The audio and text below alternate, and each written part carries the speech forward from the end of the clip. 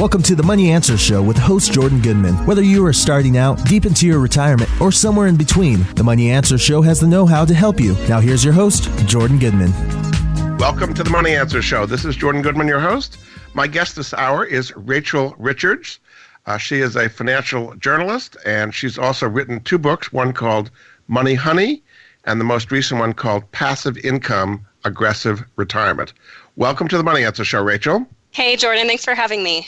Just tell us a brief history of how you got to where you are today. Yes, I'm a lot of things. I used to be a financial advisor, and then in 2017, my husband and I began investing in real estate, and I launched my first book, Money Honey. So we had these two passive income streams, rental income and royalty income, and we focused on growing those as much as possible over the next few years. So fast forward to today, we now own almost 40 doors, like 40 rental units, and I now have two books. And last year, I was able to quit my job and retire at the age of 27, and I'm now living off over $15,000 per month in passive income. So basically you're saying this is something the average person can do as well. They can get several sources of passive income going, and we're going to describe those in detail, and in effect quit their jobs and have financial freedom. How realistic is that for many people? I think it's more realistic than people think. I mean, a lot of people ask, are you a trust fund baby? And I always say, no, I'm not a trust fund baby. And I never made six figures in my life from a career or a job. So I really do think anyone at any age and on any income can create passive income and achieve financial independence. Let's start with the mindset that you need. You talk about that at the beginning of your book. What is the mindset that you need to switch from being a W-2 wage earner to being, in effect, you have to be an entrepreneur to get these passive income streams going? What is the mindset change people need to have that happen? Well, I think there's an expectation now to retire in the way that you do that is to work for your whole life, save a bunch of money, invest in mutual funds, and hopefully accumulate a nest egg that you can live off for the rest of your life. I think that's really what's been ingrained in most of us. And that used to work really well, but times have changed, and so that doesn't really work as well as it used to. You know, the cost of college has ballooned, placing an enormous burden on our generation, and our life expectancy is longer, so that's more years of retirement that we'll have to fund.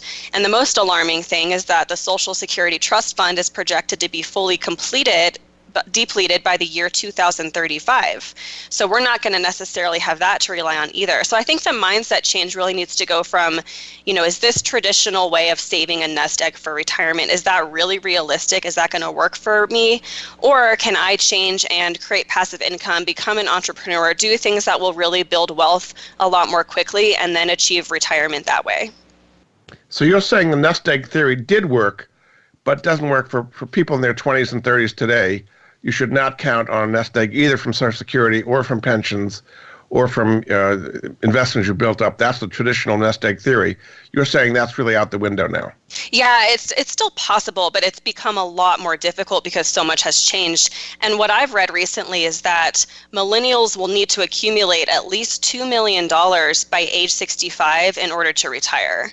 I don't know about you, Jordan, but I just don't know a ton of multimillionaires, right? So to think that we're all going to have to scrape up multi-millions of dollars to retire, it just feels pretty daunting and overwhelming. And I think that there's an easier way to achieve retirement, and that's by creating passive income. So particularly speak about what's happening today with the COVID and the coronavirus and layoffs and people having college debts and not being able to pay their rents and not clear if they can go out. Just kind of put that in the current context of the coronavirus situation. How has that affected the ability for people to reach the nest egg theory goals? So there's a couple things I've realized, and that probably a lot of people have realized as well, but I feel like we were all told that having a full-time job or being a salaried employee equates to income security and job security. And that's not true. That could not be more farther from the truth, because if you're 100% dependent on a single source of income, that's not safe at all. What happens if you lose your job, if your hours get cut, if you get laid off? And of course, we're seeing that now more than ever with what's going on with coronavirus. So if you really want to create security, financial security, you want to do something called income diversification. And this just means having multiple sources of income. That way, when one income stream is impacted, you still have other income streams keeping you afloat. And I'll give you the perfect example because this has happened to us this year. In a normal month, our rental income is bringing in anywhere from 8 to 10 grand a month in profit. In April of this year, which is the first month that coronavirus was really pretty serious, our rental income only brought in $1,000. So we were barely better than break even. And I know a lot of landlords out there, there's people that are doing worse off than me. There are definitely landlords that are doing better than I am. The way I saw it is if I could just break even for a few months, I would be happy with that. And the only reason I wasn't in a complete panic is because I had all these other income streams keeping me afloat. So that's the best way to safeguard your finances, is to create multiple sources of income so that it's diversified. You talk about your number one most valuable resource. What is that? So we talk about either time or money being the most valuable resource. And I think it can be, you can value these two resources differently at different points in your life. When you don't have a lot of one, that's when you begin to value it a lot. So years ago, when I had more time, but I didn't have any money, I would go out of my way to, save a couple dollars on gas. I'd spend time so I could save a couple bucks. Now that I have an abundance of money, time becomes more valuable. But really, at the end of the day, time is your most valuable resource because it's scarce. You can always create another dollar, but you can't create another minute. We were all born with a finite amount of time, and so that's why it is the most valuable resource. You're saying that frugality is also helpful in reaching these goals. Should people be super frugal? I mean, there's this whole so-called FIRE movement, the financial independent retire early. Sounds like you're a FIRE person to some extent. Is frugality the way to retire early? Well, so here's the only thing that I don't completely agree with the FIRE movement, is that most people do think that extreme frugality is the way to achieve early retirement. So a lot of people will focus on doing that, but that only makes it realistic for really high income earners to achieve early retirement. I mean, no matter how frugal you are, you're not going to get very far if you're making 30 grand a year, right? So I was like, well, I feel like that works for people that make a good income, but maybe not for everybody. And the other problem with that too is that you really have to reduce your quality of life. So I was kind of looking at that. I was like, yeah, maybe it could be doable, but I don't want to be limited in how much money I'm spending. Like, I want to have fun. I want to go on trips. I don't want to have to worry about the expense side of things. That's when I started focusing more on the income side of things and really starting to create passive income, because that way you can have the best of both worlds. You can achieve financial independence through passive income, and you don't have to be extremely frugal. You also say that outsourcing is part of your secret to success, that you don't have to do everything yourself. How does that work? So when I talk about time being your most valuable resource, and this will be especially true for, entrepreneurs, people that are creating businesses, things like that, because if you're looking at spending an hour on your business versus spending an hour cleaning your house, then, there could be a clear investment one way or another. So if you can spend an hour on your business and you're investing, let's say your hour is worth $40 an hour, or you can clean the house and basically you could be losing $40 an hour by not investing in your business. Sometimes it makes more sense to outsource those things. Can you hire cleaners for $20, $30 an hour? That way you can free up time to invest in creating wealth and building businesses and creating passive income. Let's talk about the concept of passive income itself. People think it just is money coming in. You don't really have to do anything for it. Explain what passive income is, what it takes to set up passive income. Yes, Jordan, I'm glad you asked, because a lot of people think passive income is this money tree, free money, you don't have to do anything. That's not necessarily true. The way I define passive income is that it's money earned with little to no ongoing effort. Is anything truly passive? Well, maybe portfolio investments where you're really just sitting your money there and you're forgetting about it and you're just earning interest. So yeah, maybe that's pretty passive. But the rest of the types of passive income, royalty income, ad income, rental income, you'll likely have to spend, a couple hours a week or a few hours a month to maintain. But once the epiphany I had about passive income is that once your passive income exceeds your living expenses, you're retired. So that's really all you need to focus on. Is if your living expenses is $4,000 a month, then I would suggest creating passive income of at least $5,000 a month to give you buffer room. Now, the first step, go ahead. You spend the rest of your time building more sources of passive income, right? Yeah, I mean, once you create one source of passive income, it becomes easier and easier to create others because you're starting to create time freedom. And what I mean by that is that you're not having to trade your time for money anymore. So once you start creating passive income, you're making money without working as much, and that makes it a lot easier to create other passive income streams. Now you have what you call the SCRIMP idea of successful passive income. What do the letters for SCRIMP stand for? And just talk about each one briefly. Yeah, so I wanted to create an easy way to kind of compare the different passive income streams. So I talk about the factors of SCRIMP. S stands for scalability. So can it be produced or offered in mass? For example, if you're investing in rental properties, it's hard to buy, a million rental properties. That's going to take time. You might be limited geographically, so it might not be as scalable as something like an online business. Then you have C and R, which stand for controllability and regulation. So really, how much control do you have over it? If you're selling digital products on Etsy and all of a sudden Etsy institutes a new policy and you're not allowed to sell that kind of product anymore, then you're kind of out of luck. I mean, you don't have a lot of control over that. So you want to make sure you're creating passive income that you have control over. I stands for investments. You really want to think, what's the upfront time or capital investment? Because you do have to have one or the other to create passive income. You can't just snap your fingers and have a passive income stream. You'll have to invest either time or capital. Then number 4 for M, you have marketability. So is there a need for it? For example, with my books, there's thousands of books about personal finance, so why would anyone want to buy mine? I really had to think, how can I make this topic unique? What's a problem in the market that I can solve and really write a creative book that will solve people's problems? So that's marketability.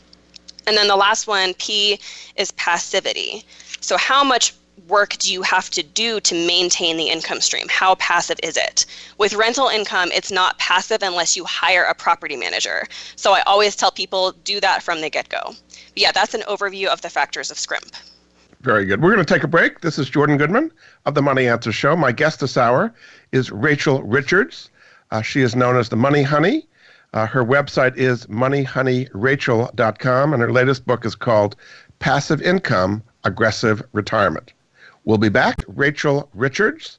She's known as the Money Honey, and her website is moneyhoneyrachel.com. Her latest book is called Passive Income, Aggressive Retirement. Welcome back to the show, Rachel. Hey, thanks, Jordan. So we're going to get into, you have 28 different passive income ideas. So we'll just explain briefly how they work and how people might be able to get into them and get some passive income streams going. The first general category is royalties. So just explain the basic of royalties and how you do it, and then we'll get into some of the specifics. Okay, sure. So royalties are basically where you're being paid for others to use or view your literary or artistic work. And there's a lot of different types of royalty income. The big one a lot of people think about is self-publishing a book or an ebook. A lot of royalty income streams, you really have to think of, what information do I have? What unique knowledge do I have that I might have the ability to teach other people? You can do that through books, ebooks, downloadable content, online courses, even software or app development. There's a lot of options. Once you make the item once and you continue to market and promote it over time, that's when you're starting to create passive income. So I've personally done this one. I have 2 best-selling books that I've self-published, Money Honey and Passive Income Aggressive Retirement. In February, I just had my first $7,000 month in book royalties. And I didn't start out with having a platform or, no one knew who I was a couple years ago. So I definitely think this is something that anybody can do. You say the early stages in figuring out how to create royalties is a brainstorming session. So how should you brainstorm to see what specific thing you can bring that the marketplace does not already have? I would really suggest sitting down with pen and paper, making a bubble chart, or just listing things out on a sheet of paper. But here are some questions you can ask yourself to get some of those creative juices flowing. What are you passionate about? What are your hobbies and passions? What are you really good at doing? What do people come to you for help with? What advice do people seek you out for? If you were going to write a TED Talk, what would it be about? What makes you unique? What expertise do you have that others typically don't? That's kind of the direction you want to head when you're starting to brainstorm these royalty income streams. So the first one is books and ebooks. So you think there's gazillions of books out there. Traditional publishers give you maybe 10 or 20, 12% royalties, something like that. Is it better to self-publish or go through a publisher if you're doing ebooks? So here's what I learned, Jordan, because I used to be sort of enamored with the idea of getting a traditional book deal. And I think a lot of people are. It seems like once you get a book deal, they're going to do this whole marketing plan for you and you're going to have a huge success. What I realized, though, after doing a ton of research and even talking to some self-published and traditionally published authors, is that that is not the case. When you get a traditional book deal, you're still expected to do 99% of the marketing and promoting. And like you said, you're only going to earn a 10 to 15% royalty. On the other hand, if you self-publish with Amazon's platform, Kindle Direct Publishing, for example, you could earn anywhere from 35 to 70% royalty. So I figured, well, if I'm going to have to do all the marketing anyways, I'd rather make a lot more money and really retain complete creative control over my product. So I definitely think self-publishing is the way to go, especially for a first-time author. You have a case study in your book, a woman named Honoree Corder. Just tell us briefly her story and how she was successful at doing this. Honoree is incredible. Actually, after I wrote the book, I hired Honoree. She's now my mentor. I'm in her mastermind. But Honoree is an executive book coach. She's written over 50 books. She's extremely experienced, and she even helped the really famous author Hal Elrod expand his Miracle Morning series. But a long time ago, she was at a conference, and someone recommended to her that she write a book, and that would help her gain credibility and authority as a speaker and as a coach. So she did, and her story kind of took off from there. It went slowly at first, but after some time and after she'd self-published multiple books, she really started having success. And now she has like a multi-million-dollar empire. She has several six-figure income streams all from her books. So she's definitely a huge success story. So a lot of people might be discouraged because they see there's so many books, there's like 100,000 books a year or more published. How can you locate a niche that hasn't already been done where you've got expertise in it? I mean, what kind of research do you do, and when do you know you've got an idea that hasn't already been done? I always, for books specifically, I always look at Amazon. I'll do a lot of research. I'll think of book ideas first, and then I'll do research and see whether someone's already written a book like that, and if they've successfully done it or not. I'll also do market research on social media. So I'll ask, family, friends, people on Facebook. I'll say, hey, is this something that you'd be interested in learning about? Or hey, what do you think about this topic? And that can be very helpful. But you're right, it's a saturated market. I mean, even with my first book, Money Honey, which is about personal finance, I really thought to myself, there's thousands of books out there on this subject already. So why would anyone want to buy my book over the thousands of books that are already out there? That's the question you have to ask yourself. If you can't clearly articulate that, your book is not going to be a success. And for me, the answer was that I felt that most personal finance books were boring and dry and technical and overwhelming. And a lot of my friends would come to me for financial advice because the books were too difficult to read. So I thought to myself, well, how can I make this topic sassy and fun and simple? And that's where the idea for Money Honey came from. So it doesn't necessarily have to be some unique category that doesn't exist, but if you can take an existing category and really write about it in a unique, creative way, you can have a lot of success. And obviously promotion is important to make a book sale successful. You're doing it right now, but how can people promote a book once they publish something that they think is really good? The launch is critical for your book. The initial launch, you have to put a lot of effort and time into. A lot of book coaches will recommend that you form a launch team. And this is basically a group of family, friends, anyone that's potentially interested in your book and that's committed to helping you make it a success. Now, when I started out, I didn't know anybody and nobody knew me, so I didn't form a formal launch team. But I did get really engaged in a couple Facebook groups that had my target audience of female millennials. And anytime someone would ask a finance question, I would jump on, I would say, hey, Rachel here, former financial advisor, here's what I think. And I'd write out a really nice response. And after doing that enough times, people would start to tag me. So they would be like, oh, Rachel Richard is your girl. Or hey, you need to ask Rachel, if there was ever a finance question that came up. So I really built some credibility in some of these Facebook groups and became known as a finance guru or kind of the go-to person. And I think that's a great way for anyone to get started is really using groups on the internet, adding value, and not asking for anything at all in return. And after you really build that trust and credibility, you'll naturally have a team of potential readers that are committed to making it a success. So I think that's essential starting out, having a successful launch. And then in terms of ongoing marketing, the question you have to ask yourself is, how am I going to continue to get in front of new audiences and new readers? Because chances are your readers aren't just going to buy your book over and over again. So that's the tricky part in terms of marketing yourself as a book author. And how do you do that? How do you get to new audiences all the time? The most effective way I found to do that is doing things like this: interviews, radio, TV, and most of all, podcast interviews. Because podcasts are a great win. It's like a cross promotion. So it's a win-win for the podcast host and the guest when you can cross promote each other to your own audiences. So that's a good way to get in front of new people. Your next source of royalty income is music. So do you have to be a Mozart composer in order to get royalties for music? I do suggest that you have a musical background. So if you've never played an instrument in your life, then chances are this might not be the passive income stream for you. But for people that are already musically inclined, already trying to do this, you can definitely set up licensing, get published on platforms, Spotify, Apple. Streaming these days, you don't make as much money on as artists used to with CDs, but it's kind of a volume game. As long as you're putting out new content consistently, you can start to build up a good passive income stream. The next one is photography. So it's so easy to take pictures today with your iPhone or your Samsung Galaxy. How can you sell photos? So the trick with photography is that you don't want to just sell the photo once. So anyone can get on one of these platforms, Shutterstock, iStock, Getty Images. You want to be able to set up the licensing so that you can sell the photo over and over again.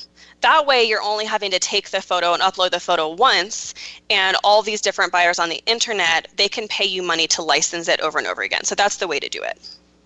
The next one is online courses. That sounds like a lot of work to create an online course. Is that really profitable for a lot of people? The way I think of online courses, I think it's more profitable once you do have a platform built. So I generally recommend online courses for somebody who, for example, has already published a book or already has, a Facebook group or a small platform. Because they're definitely a higher price than a book, you definitely have to have a more trusting relationship. But I do think it's a profitable way to earn passive income, especially when it's pre-recorded videos like my course is. You make it once and then I can sell it over and over again. So that can work because people go back to it and then the word of mouth gets out and people refer it to others. Is that the idea? Yes, exactly. Do you think affiliates program is a good way to promote courses?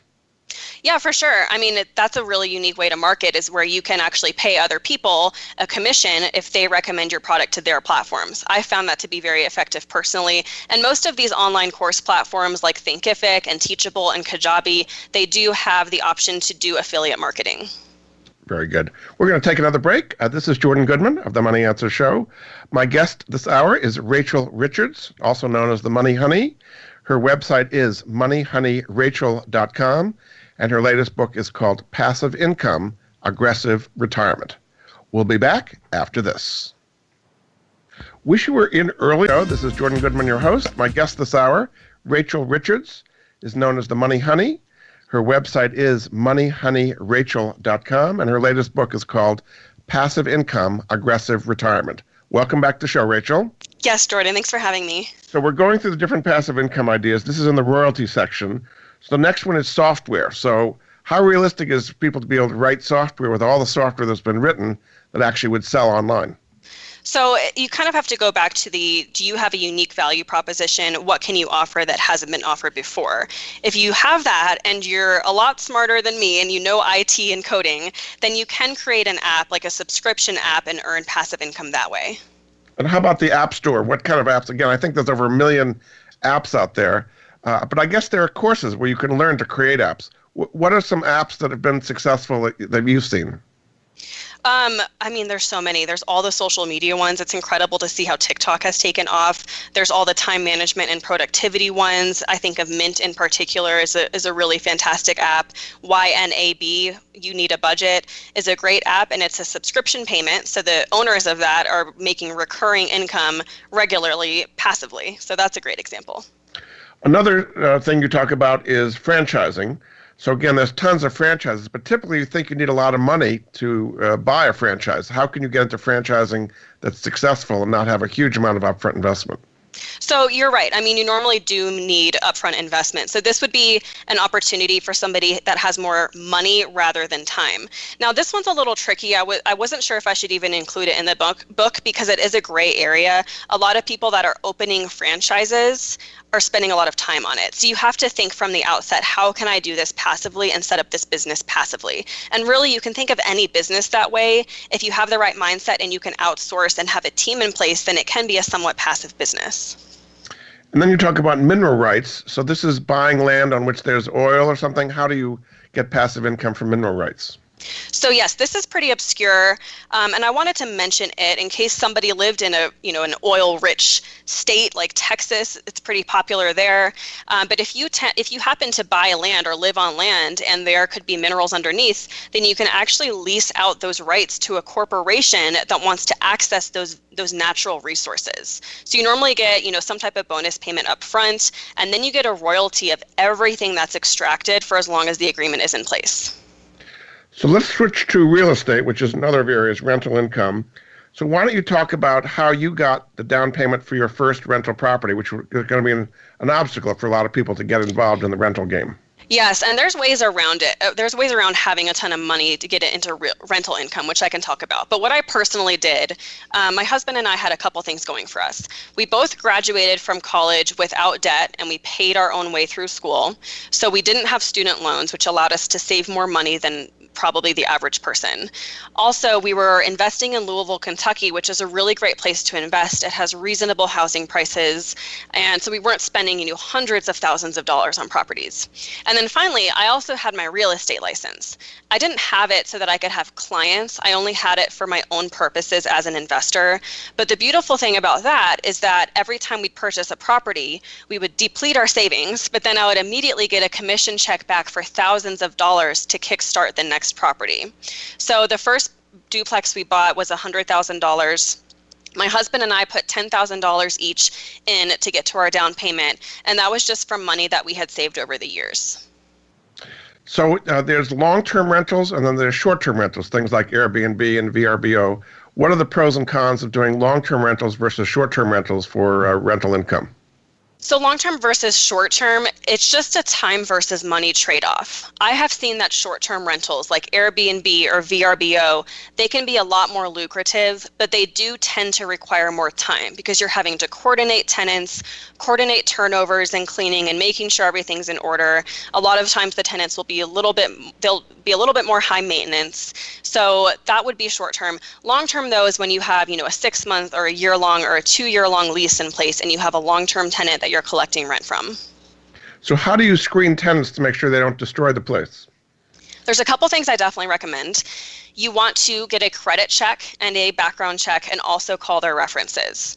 There's a platform I use called cozy.co, and it makes all of that easy. But you want to have in mind like a minimum credit score. For some of my rentals, the minimum is 600 for a credit score. You want to make sure there's no, violent or drug, anything related to that on their background check.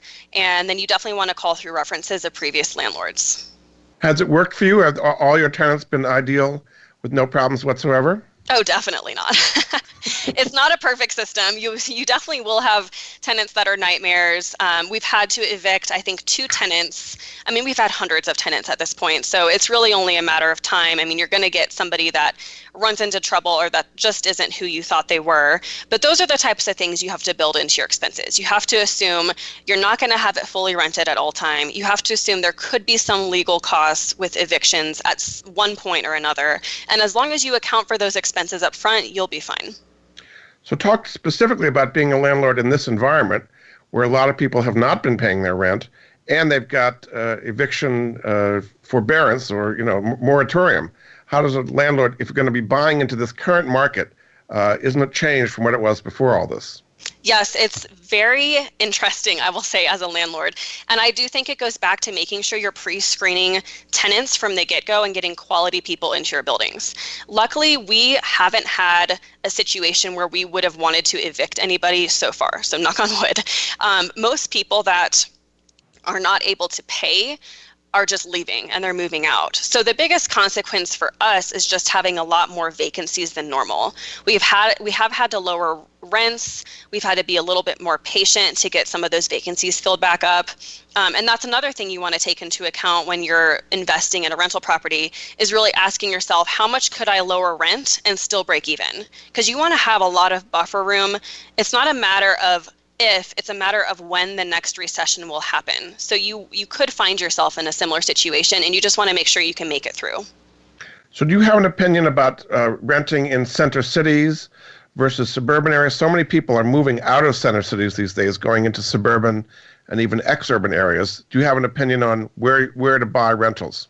I don't think I necessarily have an opinion. It just comes down to where the numbers are going to work. In one city, it could be too expensive to buy a property downtown, but you might be able to find a good property in the suburbs and get a better rental price where the numbers actually work. So it just comes down to knowing the market rents in the zip code you're looking in, all of the expenses, and being able to accurately project the profits. Do you only buy rentals where you're living and near where you're living, or do you buy them around the country? So we are actually long distance landlords for the first time ever. We moved from Kentucky to Colorado earlier this year. And I always tell people, be open to investing elsewhere. Now that we're long distance landlords, I know from firsthand experience, it's not as bad as I thought it would be. Actually, being a long distance landlord is easier because we're not constantly running down to our properties twice a week. We're forced to outsource those things. So it's actually become easier to manage overall. And a lot of people that live in the Bay Area or New York City, it's really hard to invest there without, needing to have a $200,000 down payment. So I always tell people, what other cities have you lived in or that you've moved from? Where do you have family and friends or trusted contacts? Those are the places I would start looking into. You also talk about renting storage space. You think of that as big companies doing storage space. How can the average person get into the storage market? There's this really cool website called Neighbor, and Neighbor allows you to rent out storage space in your house. So if you have an extra closet or an extra bedroom or garage space, you can list that space for rent, and then other people looking for storage space can find you. So I think it's brilliant. It's a really great way to make passive income. What are some of the tax advantages of having rental income and being a landlord? There's depreciation, there's tax write-offs, tax deductions. Property owners get a lot of tax advantages, but that's not the only thing when it comes to rental income. There's 3 financial advantages. First, there's equity buildup because your tenants are paying your rent over time. So after 30 years, you're going to own a property free and clear, having only paid the down payment. So that's beautiful. Then you have the cash flow and the passive income. So you're making a profit each month, as long as you do the numbers right. And then you also have the tax advantages, which is awesome. As a bonus, I always say, you could also have appreciation, but as we all know, with 2008, that's not necessarily going to happen, so I always view appreciation as a bonus. Do you set up an LLC or some kind of a corporation to run your rental real estate business through? Is that a good idea? I do, and I think it's a very good idea because you want to protect yourself from a liability perspective. And what an LLC does is it protects your personal assets. So if somebody sues you, but the rental property is in an LLC, they can only go after you for the worth of the LLC, basically. I definitely recommend doing that. And also, what's probably even more important than an LLC is getting an umbrella policy to cover against all liability. Indeed. We're going to take another break. This is Jordan Goodman of the Money Answer Show. My guest this hour is Rachel Richards. She is known as the Money Honey. Her latest book is called Passive Income, Aggressive Retirement. You can find out more about her and her books at moneyhoneyrachel.com. We'll be back after this. From the boardroom to you. Jordan Goodman, your host. My guest this hour is Rachel Richards, author of the new book called Passive Income, Aggressive Retirement. You can find out more at her website, moneyhoneyrachel.com. Welcome back to the show, Rachel. Thanks, Jordan. So we've talked about royalty income. We've talked about rental income from real estate. Now there's a whole other section, which is coin-operated machines. How can you, in general, before we get to the specifics, make decent passive income from coin-operated machines? Yes, I love coin-operated machines because I feel like people don't think about them and they're so unique and fun. But basically, a coin-operated machine could be a lot of things. Vending machines, ATMs, arcade games, car washes. Those are all machines that automatically provide a good or service in exchange for money. So if you can invest in those, that's a very passive income stream because you put it there, you have customers that are automatically using it, and you're not involved, you're just collecting the money. How do you find good locations that haven't already been taken, or should you buy existing locations where there's vending machines and arcade games? Finding a good location is definitely the hardest part. So you have to definitely go door to door, spend some time on the streets and on foot, going around to businesses and seeing what opportunities are available. Office lobbies, office buildings are very popular. You can even start talking to, mom and pop landlords that might have an apartment complex with a lobby area or a common area. That would make a great area for it. But like you said, you don't necessarily have to find a new location. You could also, join some Facebook groups, for example, that are all about vending machine owners and see if somebody has an existing route that they want to sell.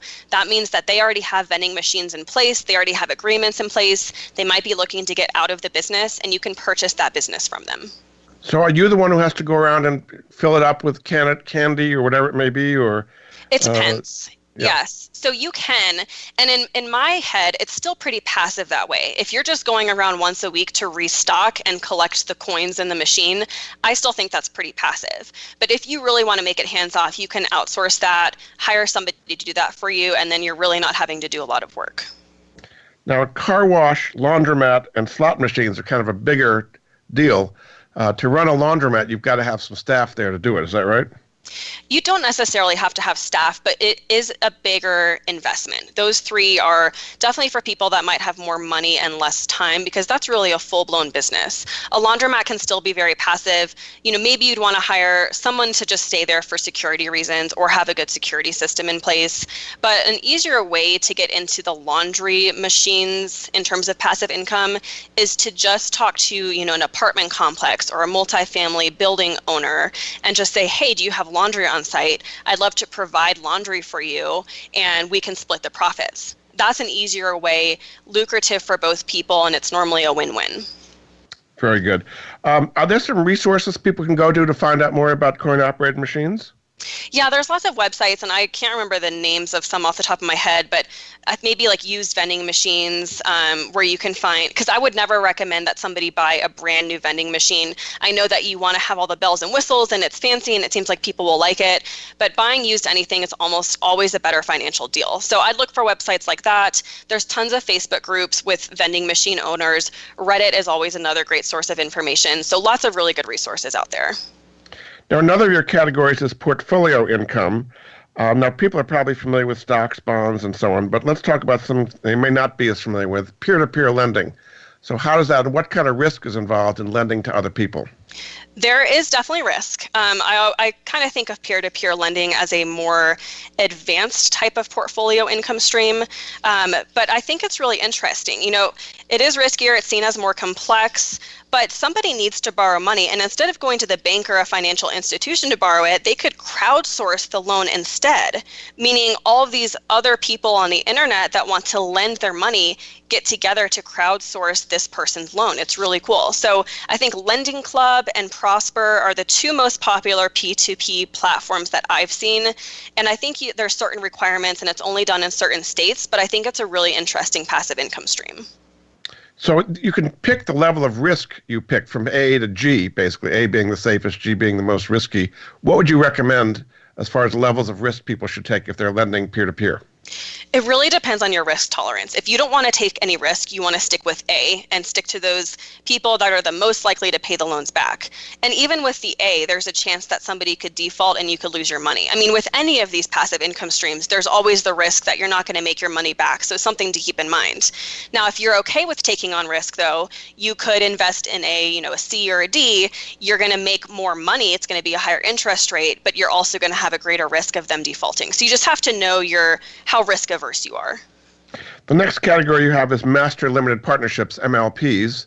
So those are publicly traded. Now, a lot of them are in the oil and gas industry, which has been hurt so badly. Do you still like MLPs? And maybe just give her a name or two of an MLP you might like.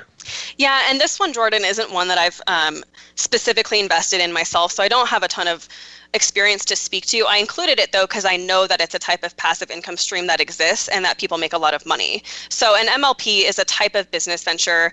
It's a type of investment that is traded on a stock exchange.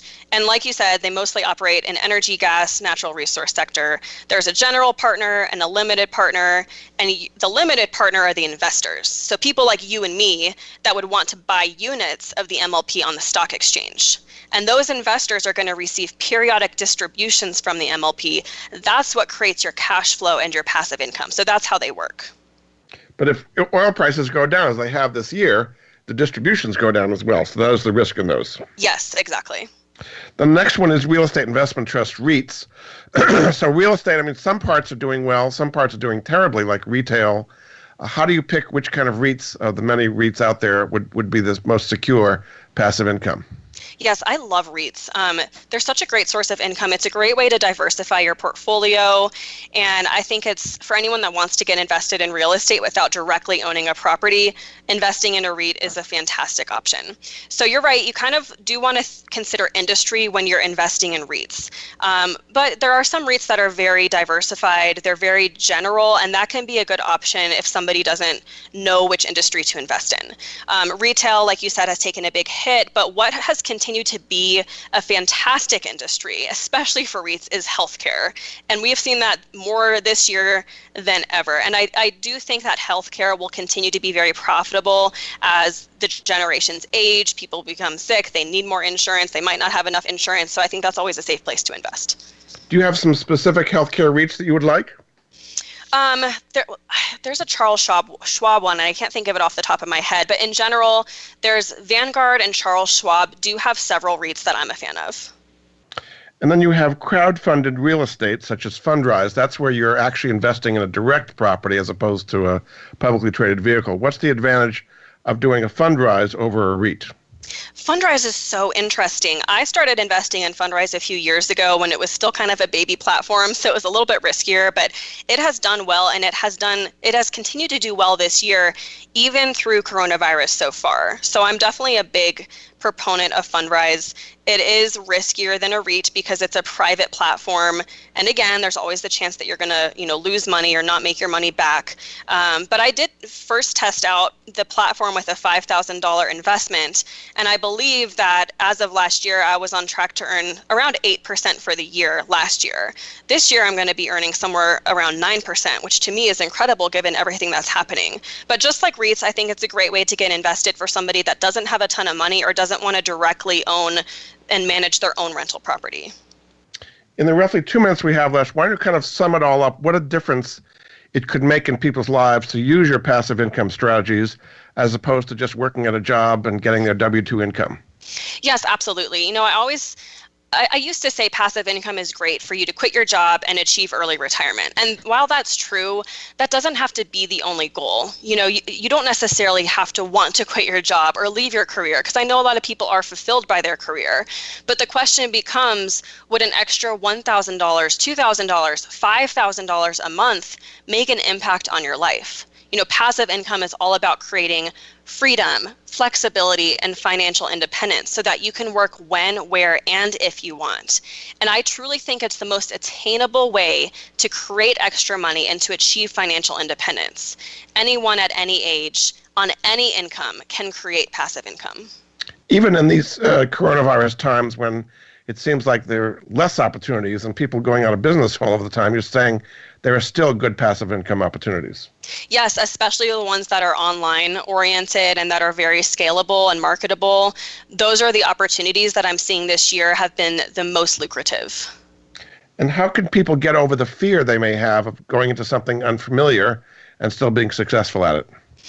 There is a lot of fear, and there's always been a lot of fear every time I've started a new venture too. So for me, it just comes down to preparation and feeling like I have crossed all my T's, dotted all my I's, I've done all the research I can, and that I'm coming from a level of comfort. It might not be total confidence, but being able to be comfortable enough with my own decisions to get it going. So I think the more work you can do, books that you can read, podcasts that you can listen to, the better off you'll be. Terrific. Well, thanks so much. We've learned a lot this last hour. My guest this hour has been Rachel Richards, known as the Money Honey, and her newest book is called Passive Income, Aggressive Retirement. You can find out more at her website, moneyhoneyrachel.com. Thanks so much for being on the Money Answer Show, Rachel. Thanks, Jordan, for having me. Thanks again. We'll be back next week with another edition of the Money Answer Show. Goodbye for now. Thank you for joining Jordan Goodman and the Money Answer Show. If you have a question for Jordan, please visit his website at www.